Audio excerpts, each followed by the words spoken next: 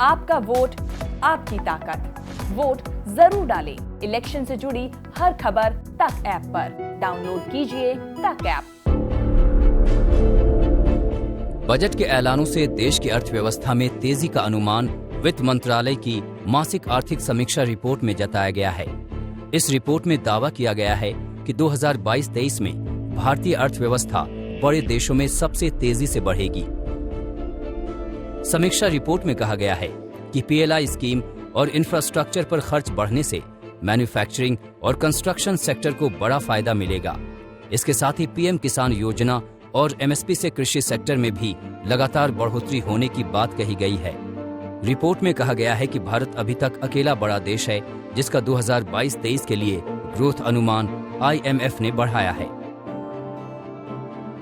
हालांकि वित्त मंत्रालय के तेज ग्रोथ के अनुमान के मुकाबले 2022-23 के लिए आरबीआई का अनुमान कुछ कम है। 2022-23 में आरबीआई ने जीडीपी ग्रोथ का अनुमान 7.8% रखा है, जबकि सरकार ने बजट में 2022-23 के लिए देश की अर्थव्यवस्था के 9.27% की दर से बढ़ने का अनुमान लगाया है।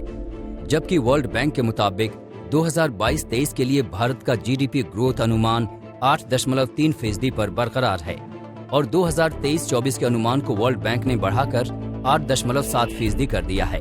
यानी देशी और विदेशी अनुमानों में भारत की जीडीपी दुनिया में सबसे तेजी से बढ़ेगी। In India, real GDP growth at 9.2% for 21-22 takes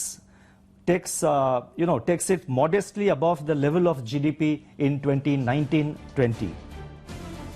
वित्त मंत्रालय की समीक्षा में कहा गया है कि कोविड-19 की तीसरी लहर के बावजूद आर्थिक गतिविधियां जारी रहीं।